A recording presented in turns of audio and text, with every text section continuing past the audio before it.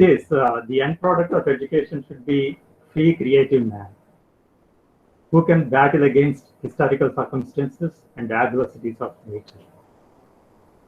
Okay, but unfortunately, it's not going that way.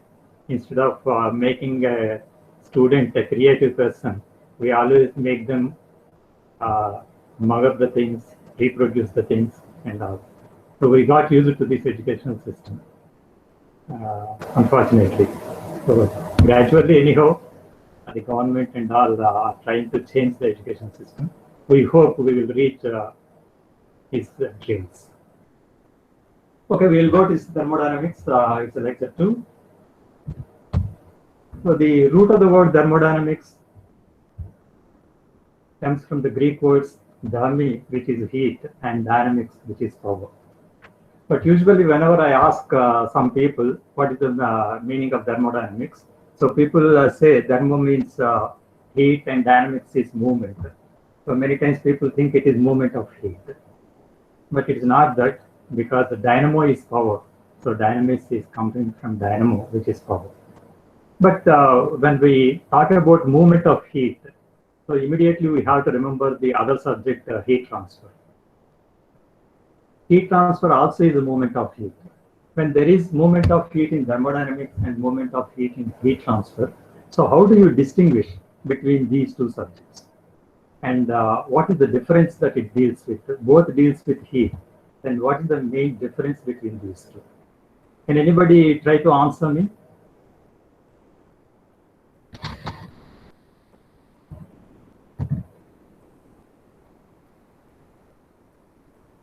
Difference between thermodynamics and heat transfer, and both deal with heat, and then what would be the difference?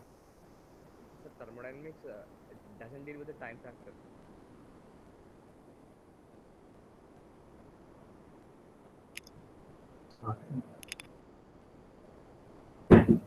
Thermodynamics deals with the equilibrium of the state. Okay.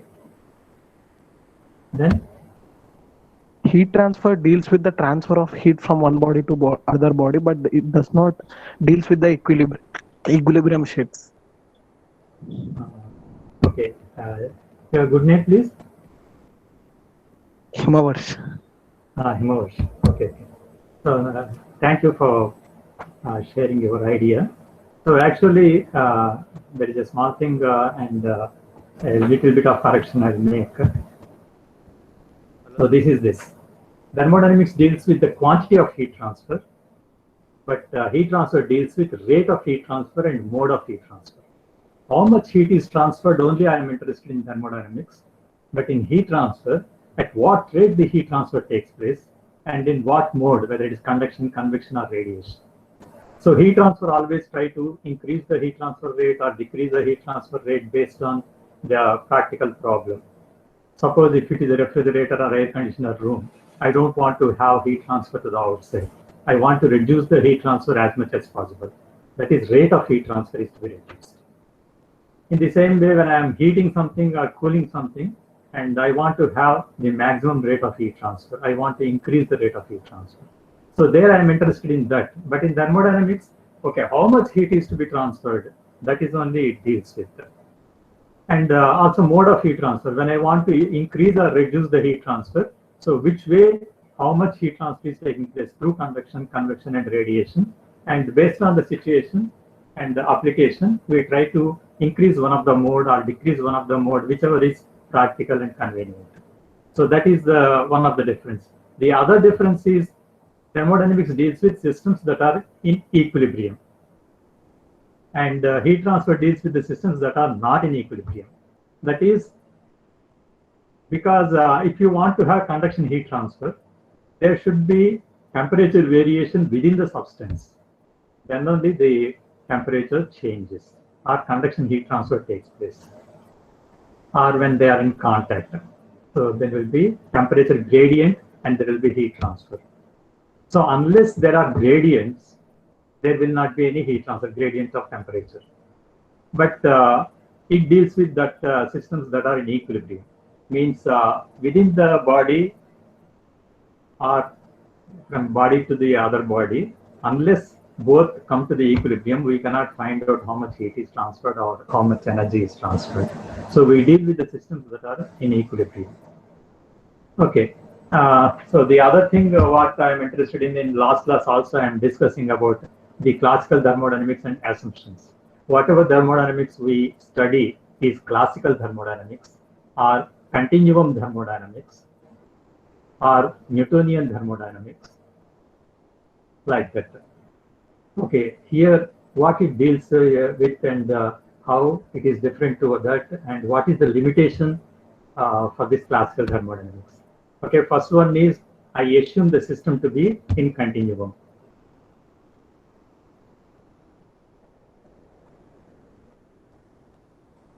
So what do you mean by continuum? So if I see a body, I don't see the molecules. I see it like a continuous body. Because I know that every body will have lakhs and millions of molecules and atoms, and atoms are constituted with neutrons, protons, and electrons, and electrons are moving around the nucleus, and there is a lot of empty space within the atom itself. In a single atom, there is a lot of empty space. And also between the atoms and the molecules, also there will be some empty space. But we don't consider that. We see the body as a continuous thing. So this can be assumed to be, a body is assumed to be continuous when the molecular mean free path is very small. If molecular mean free path is very small, then my body will be smaller than the molecular mean free path, and then I don't see it like a continuous body. So just for example, we define what is called as Knudsen number. Okay, this is one important number. The K is silent. It's called as Knudsen number. It is the ratio of mean free path between molecular collisions and characteristic length of the system.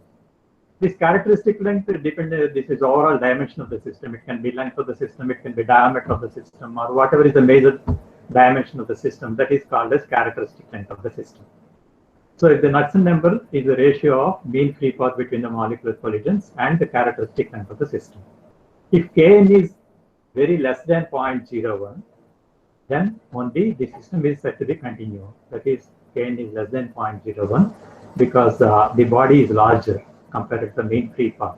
And I can use what is called as macroscopic approach. And whatever thermodynamics we study, that is continuum thermodynamics or classical thermodynamics, we call it as. And if it is 0.01 to 0.1, the fluid that is there in the system is called slip flow.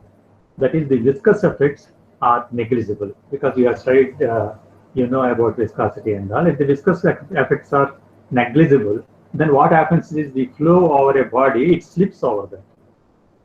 This is called as slip flow, and the flows are inviscid flows.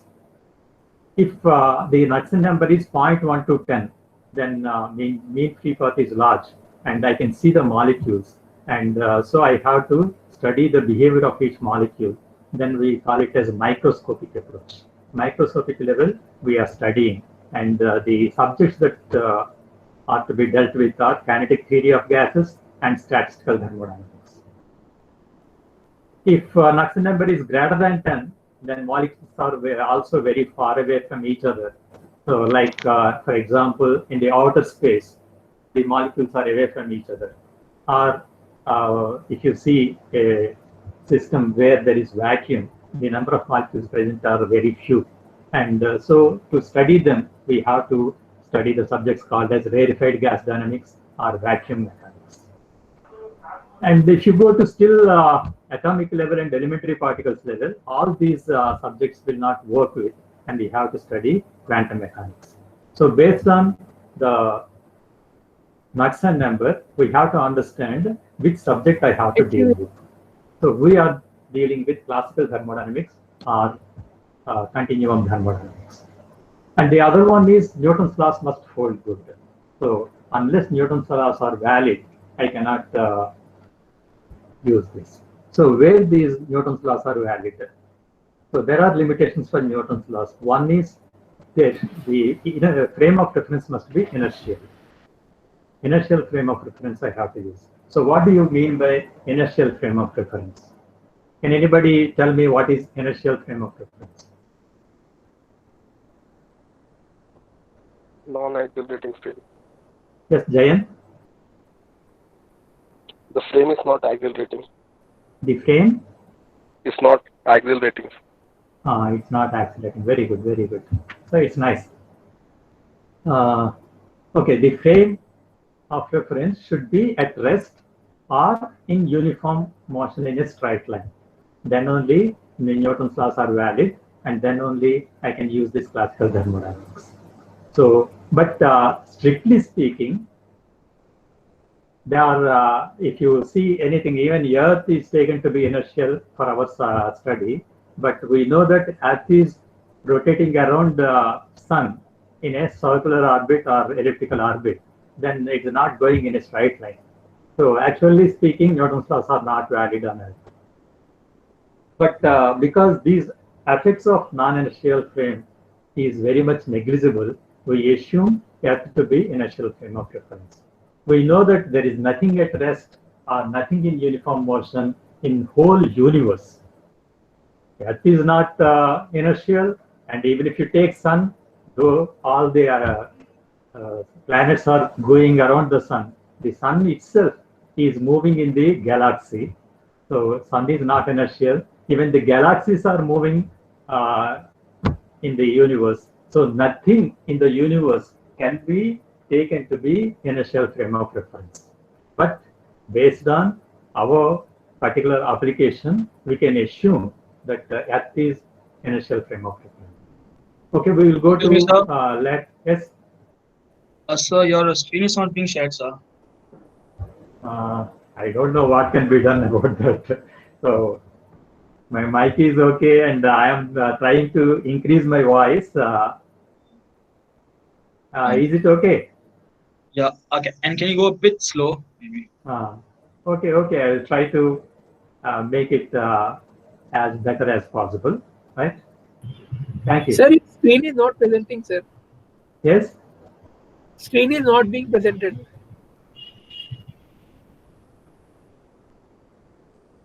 Speed is? We could screen not is see not the being picture. presented. Okay. Is it true with all of you? Yes, sir. Yes, sir. Sai Satish is telling screen is not presented. Yes, sir. We could not Yes, see sir. the PDF, sir. Present now option below, right side. On the bottom of your screen. Sir, at the right side bottom, you have present now option, sir. Now? Yes, sir. Yes, sir. Yes, sir. Okay. Okay. Thank you. Thanks. Sir, we have okay, missed sorry for the it. trouble that we face in between. Okay. Yes, tell me, somebody. So can you start from the beginning, sir? Again, it's gone.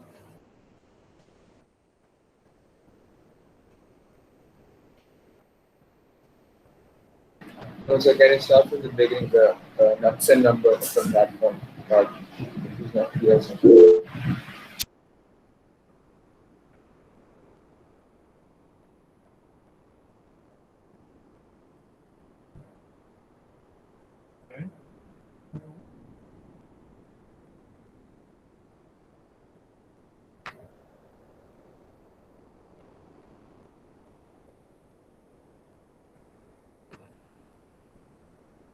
I don't know. Is it okay with other people? Hello? Yes, sir. Yes, sir.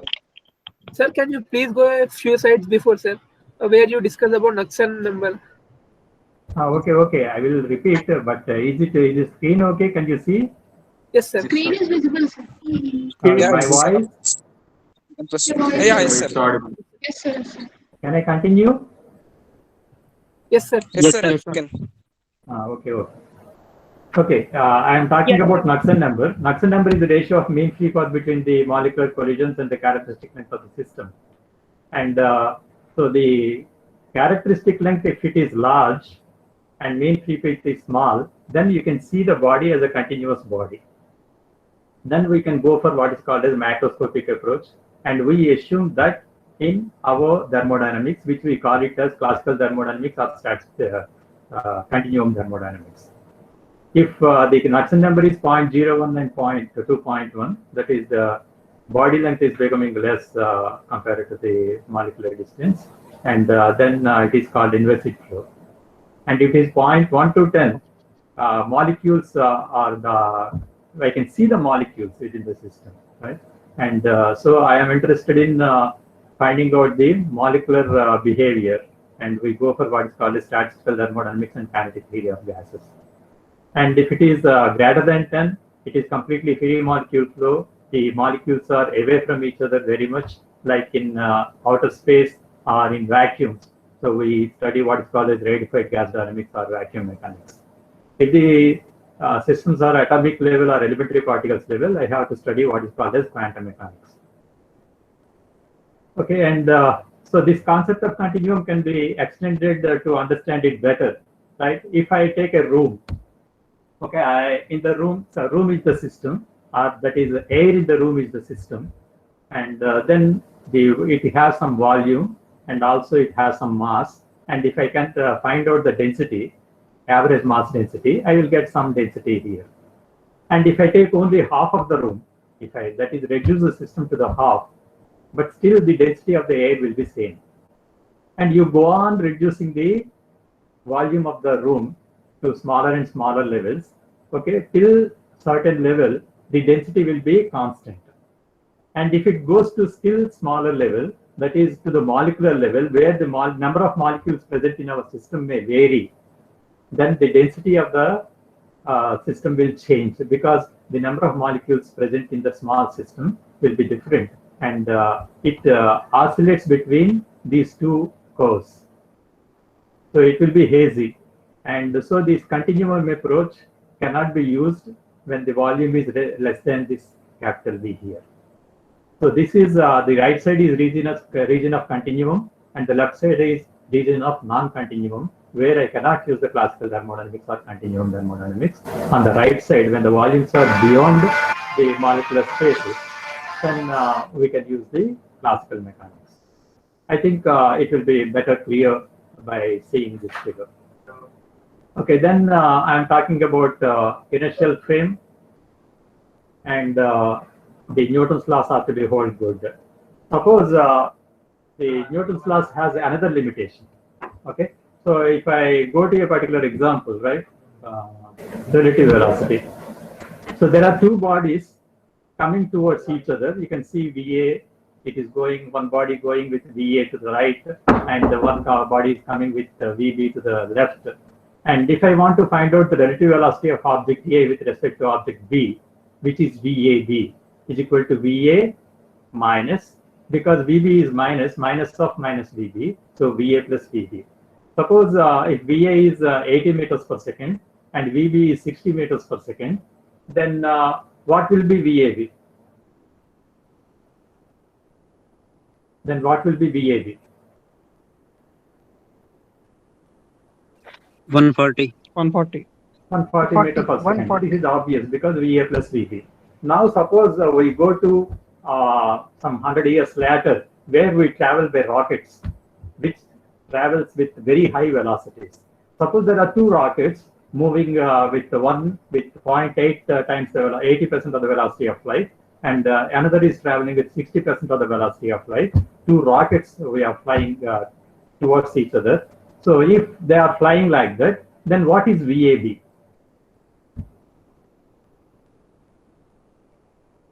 Can you try to answer me? What is VAB?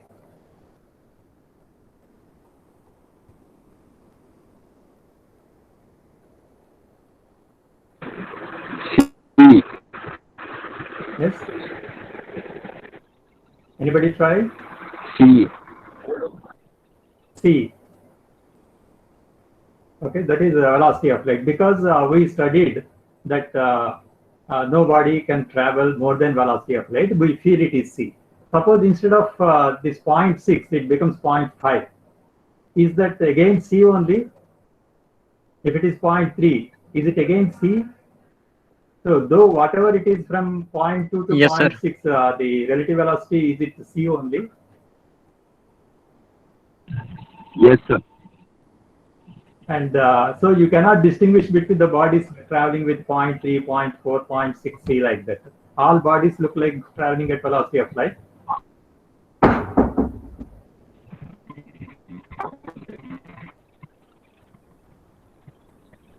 So here the relative velocity concept will not work, right? This is Newton's law's concept. It will not work. When the velocities are approaching velocity of light, Newton's laws will not work. We have to study theory of relativity. Okay, so that is another thing, because if you see the classical versus relativity, Newton's laws use Galilean transformation and relativity uses Lagrangian transformation. As the velocity of the body approaches velocity of light, there will be something interesting happen. If you remember, I think special relativity you might have studied in your physics, there will be time dilation, length contraction, and increase of mass. Have you heard about it? Yes, sir. Time goes slow Yes, sir. in Yes, higher sir. velocity bodies, yeah, and the length contracts and mass increase. Okay, so this is Lagrangian transformation, and so whoever travels fast, he becomes younger, right, compared to the person who is moving slow or at rest. So that's what relativity says, because his time goes very slow. So when we reach 60 years, maybe that fellow has only 20 years. Okay, so that is the Newton's laws will not work when the velocities approach the velocity. But you can see time, this root of 1 minus v square by c square, right, into this. This t is the time in the rest body, and t dash is the time in body with moving with velocity of light.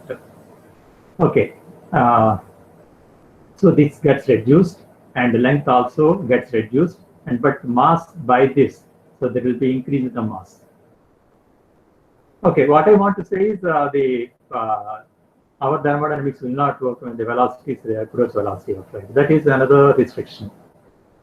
And another restriction is we study mass is conserved and energy is conserved in our fluid mechanics, thermodynamics, everywhere we write mass conservation equation, energy conservation equation. So what actually first law deals with? First law is nothing but energy conservation. Okay, but we studied about this mass energy is conserved. Actually, you know Einstein's relation E equal to mc square, which says that whenever there is a nuclear reaction, mass is converted to energy with this relation. And if mass can be converted to energy and energy can be converted to mass, then how can we say mass is conserved or energy is conserved independently?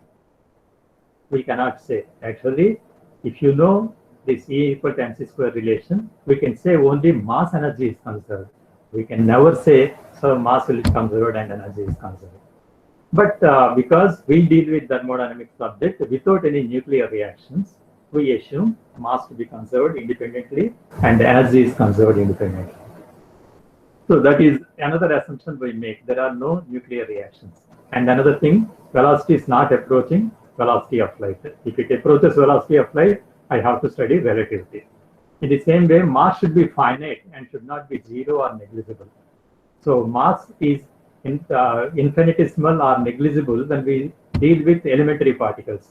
And we already have discussed that when we study with atoms and elementary particles whose mass is very small, then I have to deal with quantum mechanics and not classical mechanics.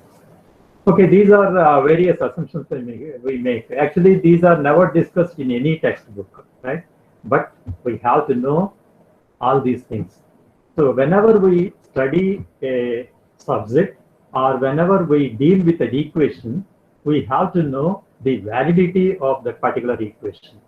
Where can we use this? And are there any limitations? Are there any restrictions? Are there any constraints?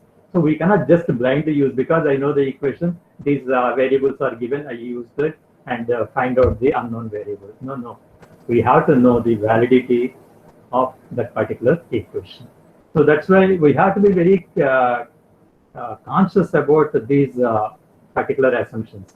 Okay, once you start studying thermodynamics, we need not bother about whether these assumptions are valid or not. But when we go out, okay, for thermodynamics exam, you need not worry. because we get all the problems related to classical thermodynamics only.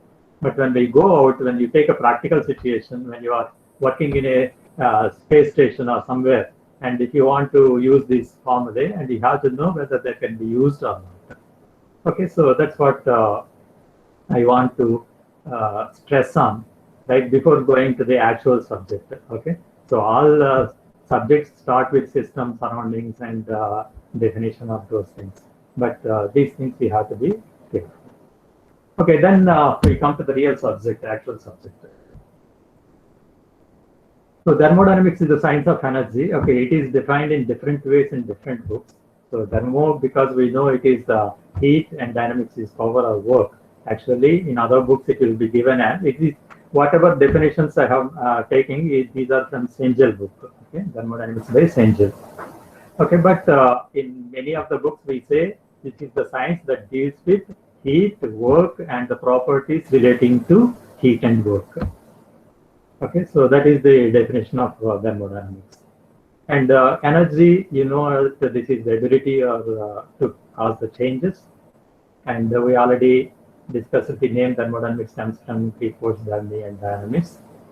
And conservation of energy principle. During an interaction, energy can change from one form of to another form, but the total amount of energy remains constant, which we call it as energy conservation. It's also called as energy cannot be created or destroyed. So that's what the first law of thermodynamics deals with, which you already studied. We will discuss in detail later. An expression of this conservation of energy principle. The first law asserts that energy is a thermodynamic property. So you can see here, if there is a big rock-like thing on a hill, which is having potential energy of 10 units, and there it is K equal to 0. When suddenly it falls, gradually its potential energy decrease and kinetic energy increase. So in between somewhere, if the potential energy is 7 units, so naturally the kinetic energy should be 3 units because the total energy must be constant. Now can anybody tell me, once it reaches the ground, so what happens to the energy?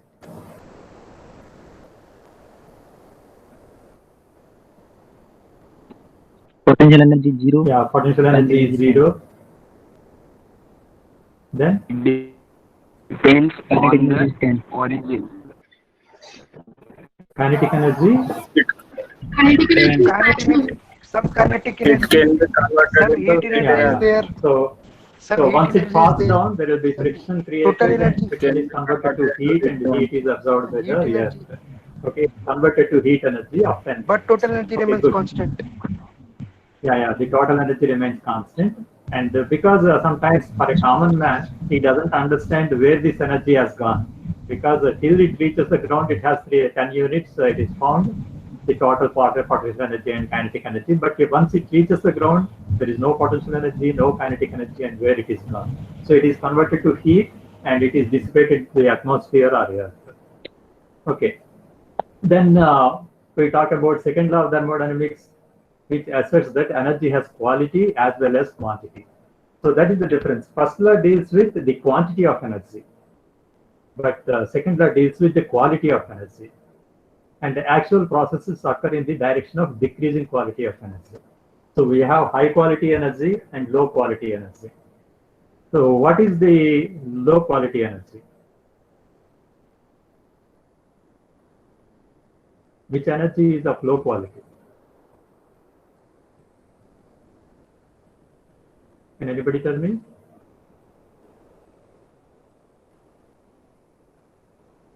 Which energy is of low quality?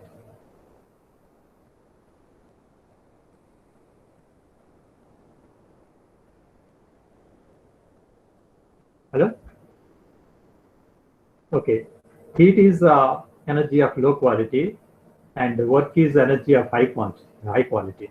That's why complete work can be converted to heat because heat is low quality, but complete heat cannot be converted to work because heat is of low quality. I cannot get the same amount of work, right, which is of high quality. So when you try to convert heat to work, we have to lose some energy, and I will get work less than what is heat that is available. Okay, so that's what we get the second law of thermodynamics and Kelvin-Planck statement and heat engine and all those things. And we find out the efficiency, that is how much of heat can be converted to work, how much is lost, and based on that we define the efficiency of the heat engine. Okay, so we deal in detail about the second law of thermodynamics later when we go to that chapter. And I was talking about classical thermodynamics and statistical thermodynamics. Classical thermodynamics is a macroscopic approach and the study of thermodynamics that does not require a knowledge of behavior of individual particles or molecules. But statistical thermodynamics is a microscopic approach based on the average behavior of large group of individual particles. We are interested in each individual particles also. And so we deal with classical thermodynamics and the microscopic approach. And yesterday we are talking about the applications areas of thermodynamics. So whenever, so all activities in nature involves some interaction between energy and matter. Thus, it is hard to imagine an area that does not relate to thermodynamics in some manner. So every activity in the creation, right, has some thermodynamics in it. There will be some energy transfer, mass transfer taking place through every activity. Okay, so applications are very wide. You can see here refrigerator, here there is a ship, here there is a power plant, and the cooling tower, and aircraft and all. So yesterday I was talking about these things. And then we have to be careful about the dimensions and units. As I told, we deal with problems, equations and all. We have to be very careful in the dimensions and units. So many times people know the concepts, people know the equations, and people know the variables that are to be substituted, but when they substitute and do the calculation, finally the results will not match and you will not get marks, because you have to be careful about the units that you are substituting. And any physical quantity can be characterized by dimensions. The magnitude assigned to the dimensions are called units. And some basic dimensions are mass, length, time, temperature, and are selected as primary or fundamental dimensions, while others such as velocity, energy, volume are expressed in terms of the primary dimensions. So these are called secondary dimensions and derived dimensions. Okay, we have various systems, metric system and English system that are we are familiar with. The metric system is the one metric assay system, right? We use it for our subject. It is a simple logical system based on decimal relationship on various units. That's why it is very easy. We increase the zeros or decrease the zeros or move the decimal point this way or that way, okay, into 10 power something like that. It is very easy when you use metric assay system, when you go from one unit to the other unit. But English system, which was actually imposed on us in the beginning, because we are under British rule, it has no apparent systematic numerical base, and various units in this system are related to each other rather arbitrarily. If you see inches, feet, and mile, and pound, all those things, if you see, they are not related in decimal system and all. So it's very difficult to use the English system. That's why we have gone to the metric or assay system. And okay, here there are tables of the fundamental or primary dimensions and their units in assay system: length, mass, time, temperature, electric current, amount of light, and amount of matter. These are fundamental quantities, and length is given as meters, and mass is given in kilograms, time in seconds, temperature in Kelvin, electric current in amperes, amount of light in candela, and amount of matter in number of moles.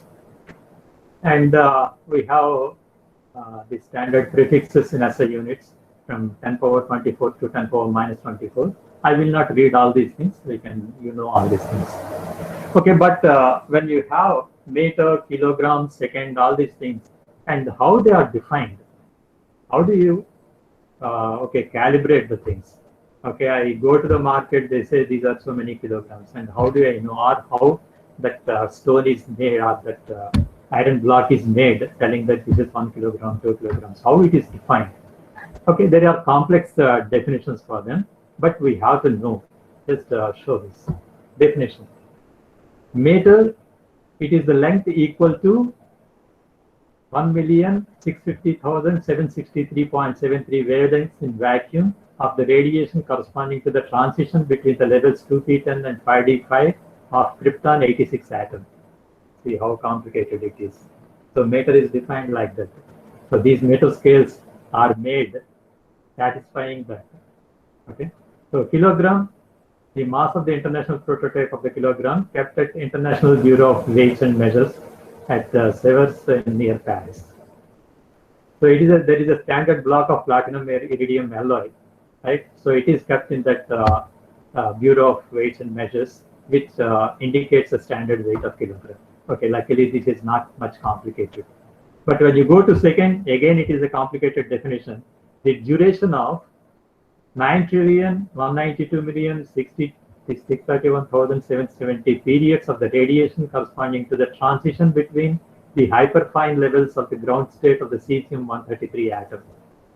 Okay, that is the way the second is defined. Okay, Kelvin, you know the fraction of this is not 2 by, it is 1 by. Okay, so it is it's to be connected to 1 by 273.16 of the thermodynamic temperature of the triple point of water. So triple point of water, if you divide by 273.16, so that is 1 degree of Kelvin. Okay, this is the way the standard definitions from which we measure the things. And there are some rules for SI units. These are to be followed. Many times we don't know and we don't follow properly, but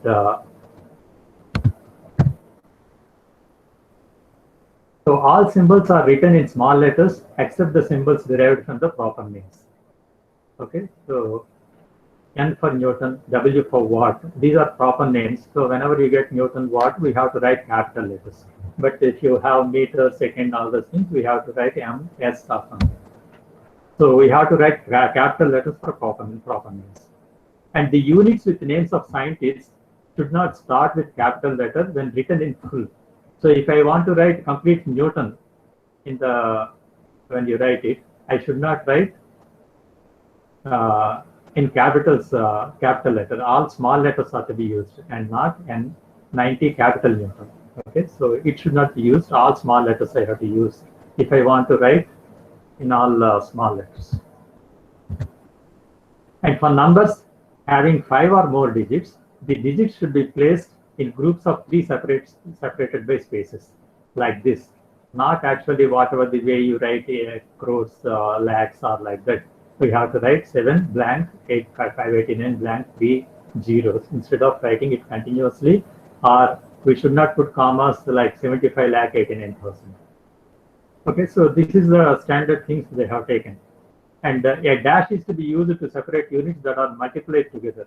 If I have Newton meters and I have to write N dash M, but I should not write like M N like this.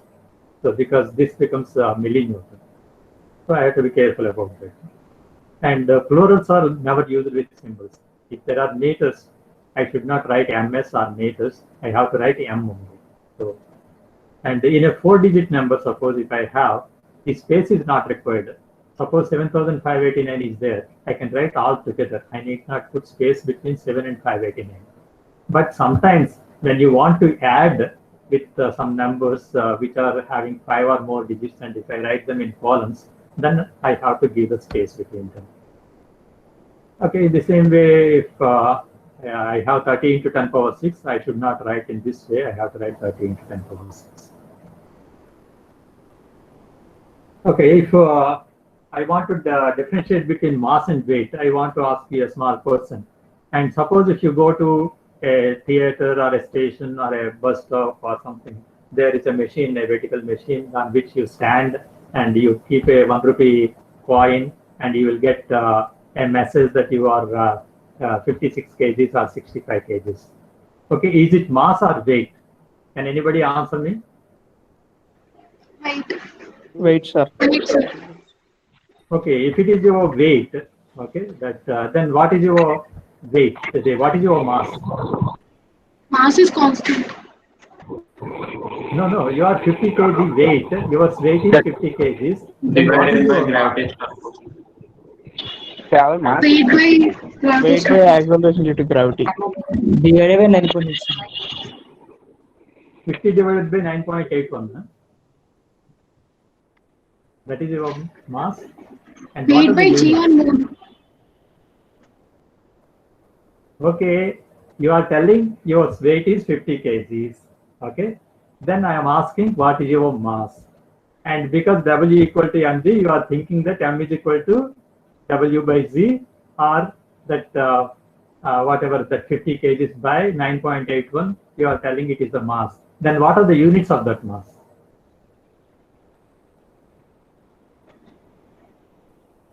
Sir, they are showing our mass. 50 kg is our mass. Yes. Sir, 50 kg is our mass.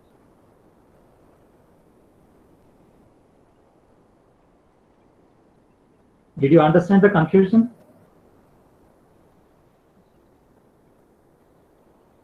Yes, sir. Got it. Then could you get the answer? You are getting 50 kg, and because it is a weighing machine, you are thinking that it is weight. And if it is weight, 50 kg is weight, then what is your mass?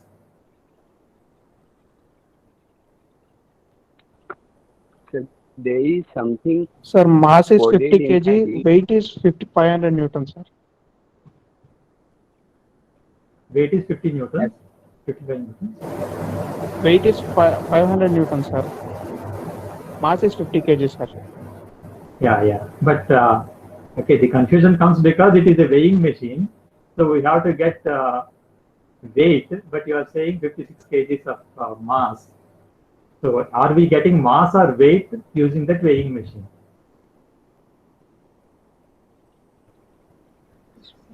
Mass, sir. Mass. Mass, sir. Okay, it is mass. Okay, why it is confusion actually? Because it is a weighing machine, why it is giving mass? Actually, it is giving weight only. It is kg force, 50 kg force. Okay, if you go to MK system, there is kg mass and kg force. Okay, there the quantity of kg mass equal to quantity of kg force. Right? So 50 kg force is equal to 50 kg mass.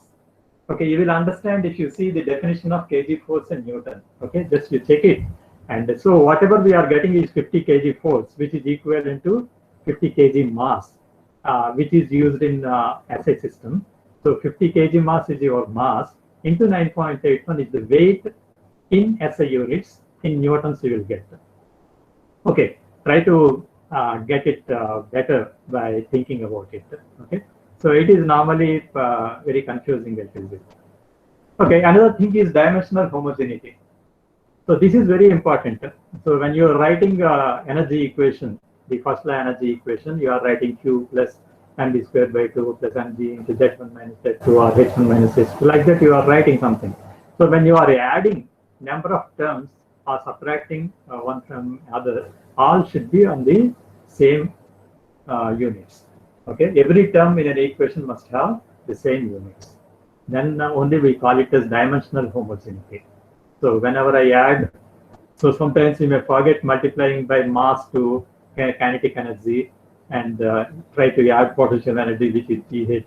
Or what happens is enthalpy will be given sometimes in joule per kg and sometimes kilojoule per kg.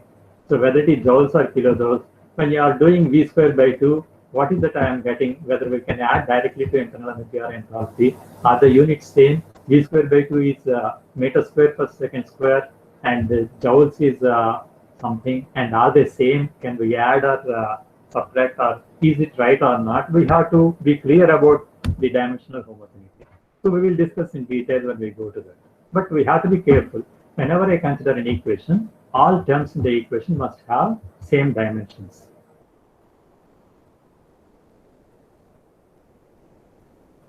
Okay, then we'll go to the system and control volumes. We go it in the next class. From the next class, we will go fast in the subject. And till now, I want to make some things clear to you before going into the subject. And all these things, you know, system surrounding boundary, closed system, open system, isolated system, properties, and all these things, you know, I can go very fast from the next class onwards. Is it okay? I will give this slide once one more class is over, because it is not separated, or I will make separate files and I will give you whatever is covered today. Is the audio and video clear? Could you understand? Anybody has problems? It's clear. It's okay, sir. It's okay. It's okay? fine, sir. Fine, sir. It's okay, You sir. can It's get okay, it sir. recorded also. It's fine, sir. Yeah, we can. And Yes, sir, it's recorded also. okay, before closing, we will have our goodbye with some nice personalities, right? Okay, we will see about some two persons. In the 1940s, another young inventor named Chester Carlson, I don't know whether anybody heard about him, and took his idea to 20 corporations, including some of the biggest in the country, but they all turned him down. In 1947, see, for 7 years, he has gone to 20 corporations and he was rejected. In 1947, after 7 long years of rejections, he finally got a tiny company in New York, the Haloid Company, to purchase the rights to his invention, an electrostatic paper copying process. And Haloid became Xerox Corporation later. Right? So that's it. He's great Chester Carlson.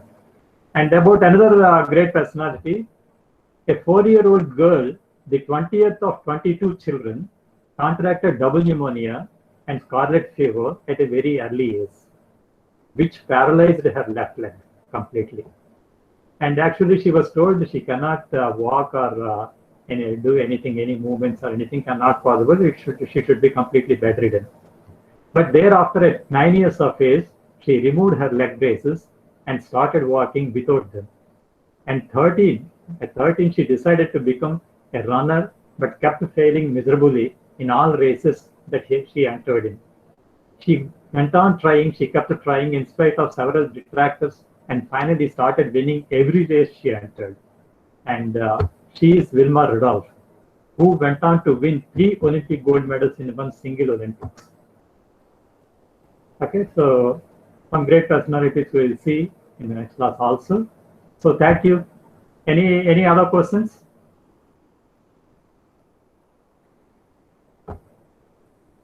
Any questions? Sir, could you please share the PDF, sir? Yeah, I will share. I will share whatever content is covered in this slideshow.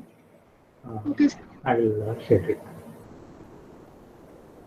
Sir, I researched a little bit about the time dilation. Time dilation. Time dilation. I came to know that if you see that relation, right? Sir? T dash is equal to T root of that relation is there. So as V increases, right, T dash decreases, and the time goes slow when the body is traveling at faster rates. Okay, there is what is called a spin paradox also. You can study about that. Okay, now what is your doubt? So I came to know that the time dilation, that theory was failed recently. Okay, there will be many newses come like that, and water is used to drive a car. Okay, such newses will come. If that is proved, okay, he would have got Nobel Prize. Yes, sir. Isn't it? Somebody contradicting or telling Einstein is wrong. Yes, yes. Relativity is completely of Einstein's science. That is my. Okay. That's it, sir. Thank you, sir. Okay, 12:30. Yes. Anything? Sir, on what basis we define the quality of the energy? Quality of energy. Okay, so that's what I was telling. If work can be completely converted to heat, both are of same quality. Okay, so we will think. But if the reverse cannot be done, if complete heat cannot be converted to work, naturally heat is of low quality energy. Okay. Sir? Yes. Sir, you showed us the equation E is equal to mc square. Yeah. Even for small mass, you can produce large amounts of energy, no, sir? So that equation. Yeah, So right. We know from nuclear fusion and nuclear fission, mass is converted to energy. That's what we are using in nuclear power plants and all. Oh, okay, sir. Okay, in atom bombs and all, we use that particular relation only. That's why we get so much of energy with small amount of mass destruction. Sir, what is Yes. slit flow, sir? What is Slit flow. slit flow? Okay, slit flow. Okay, if suppose if water is flowing over a wall, okay, or a floor, right? There will be a layer which sticks to the floor that will have zero velocity, and about that, actually, fluid mechanics, you will study about this, right? So there is what is called as no slip condition at the boundary. At the boundary, there will be no slip. It will not slip over the floor. There will be a layer which sticks to the floor having zero velocity. There will not be any relative velocity between the floor and the fluid. That's called no slip. Viscosity makes that there is a layer without any slip. Inviscid flow means it just slips over it. Okay, sir. Thank you, sir. Okay. Anything else? Okay, nice. If I have such interaction and if I ask some doubts, I'll be very happy. So it makes me understand that, okay, some people are cautious, they are attentive and listening. Okay, another thing I tell you, right, you have to note down whatever I'm speaking also, not only the things that are in slides, because I may ask whatever I'm speaking here in as questions in the quiz. Okay, normally in the class I tell you have to write whatever I am speaking. Okay, in the same way, whether you note it down or not, you have to understand what I have talked with each slide. So you have to remember those things and make yourself a small notes. Sir? Yes? Sir, is Knudsen number just a criterion for classifying, or does it have any physical meaning, sir? No, it is just to understand, okay, which signs can be used. That's all. There is nothing else. So based on the length of the body and the free path, I have to know which is to be used.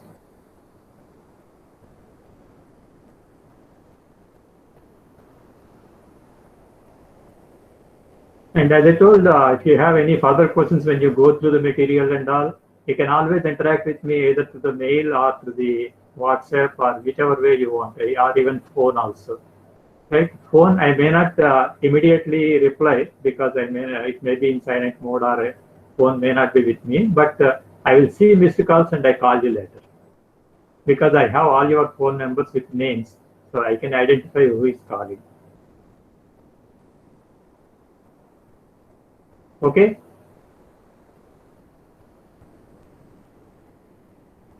Okay, then thank you very much, all of you. We'll again meet on Monday in the next class.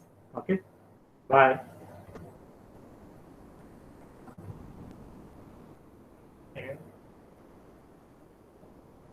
Meeting